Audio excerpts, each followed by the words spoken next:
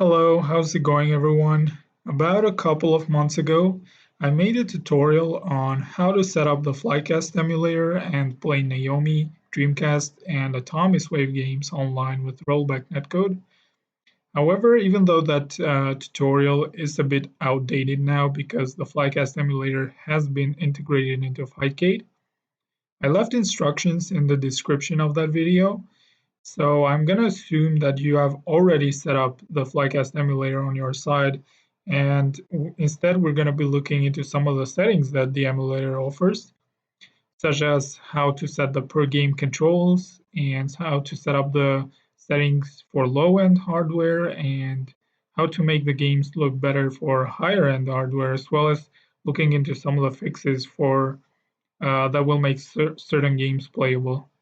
All right, so without any further delays, let's move on to the first tip that I have for you guys. And the first tip is that if you have a computer or laptop that has both a dedicated and an integrated GPU, you need to make sure that the Flycast emulator is actually using the dedicated GPU. And the first thing that you need to know is that the location of the Flycast emulator is in Documents, Fightcade, then Emulator, then Flycast, and here you go, the flycast.exe. And to make sure that Flycast is using the dedicated GPU, you can go into Search, then type in Graphics Settings. As you can see, it comes up.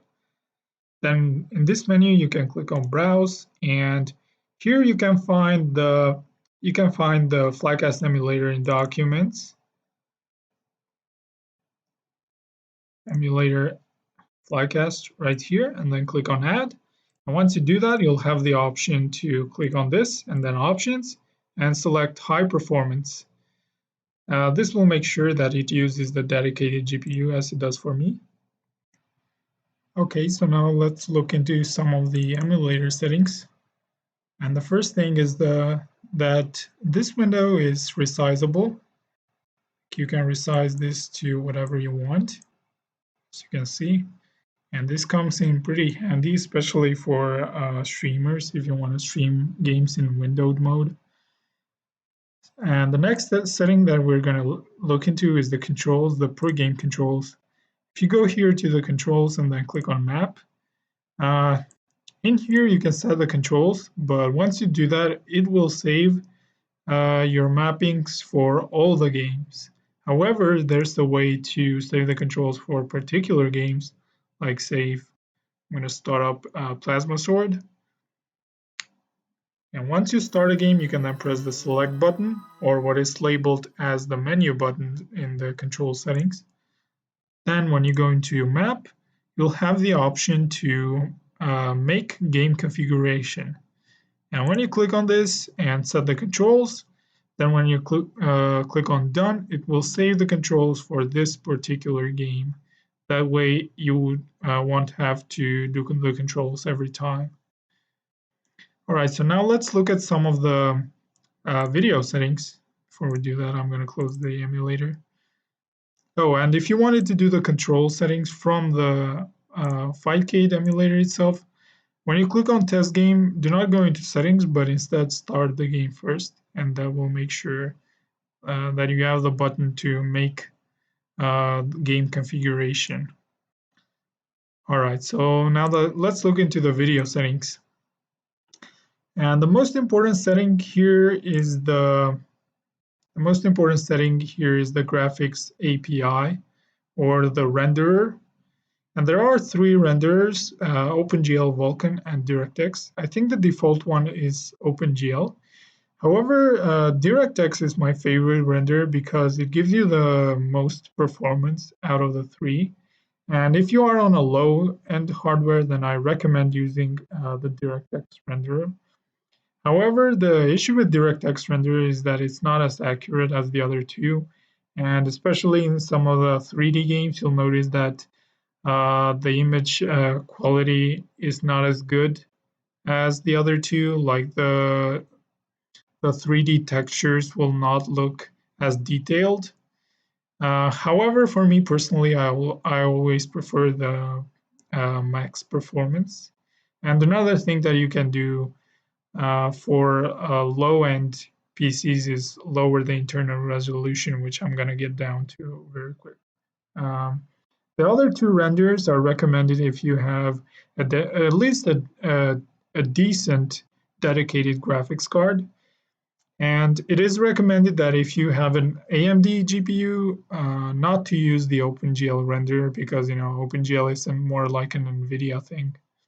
However, both of these renderers are, I think, more accurate than DirectX. And there have been some people who have said that they have less input delay. However, I've not noticed this, so it must be like very little. And another setting that is here is the VSync. It is recommended that you keep VSync turned on. However, for certain monitors that are high refresh rate, you can do something like turn off VSync and then use a third-party app like Riva Tuner Statistics Server, which I have here, Riva Tuner, to actually limit the frame rate of the Flycast emulator. And the recommended frame rate is 59.54. And the way you can do that is right here, you can click on Add and going to select the flycast.exe, and right here you can set the frame rate limit that you want. All right, with that being said, now let's look into the other, let's look into some of the games that actually have trouble running with DirectX, because most games will work very well. However, certain games do require a different transparent sorting option, which is not available for DirectX.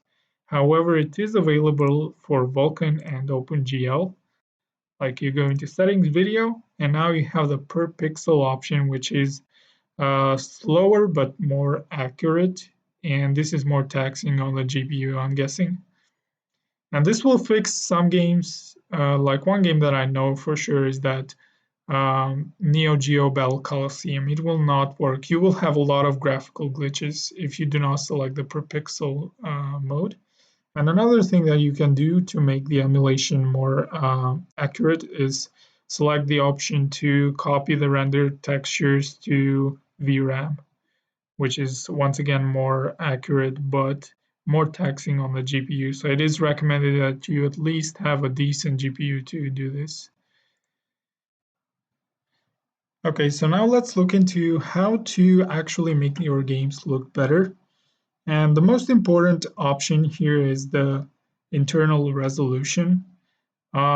This will scale up the games if you increase this, and it will make the pixels look sharper. Like in the native resolution, the pixels might not appear as sharp. The image may appear softer, and it may appear like it has a blurry filter on top of it. However, if you increase these, the more you increase this, the crisper the image will look.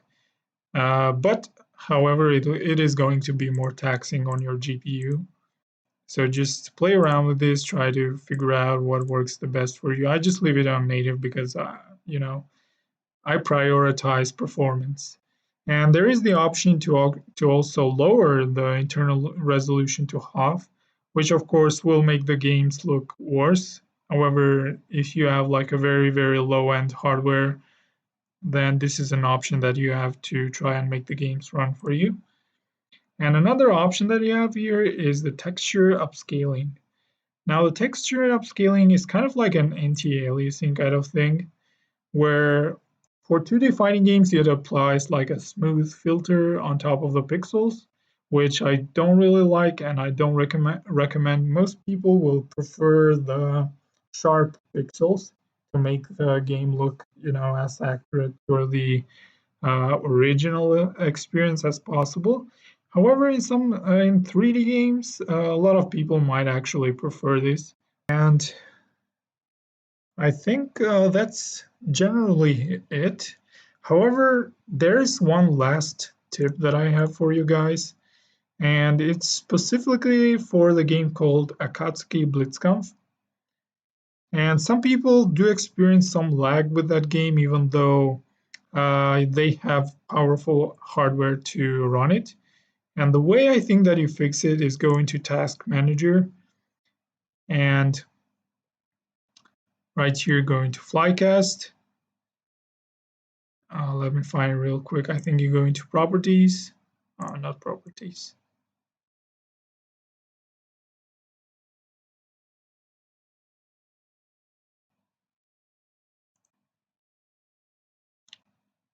Yeah, right here you set Affinity and then select only CPU 0 and click OK.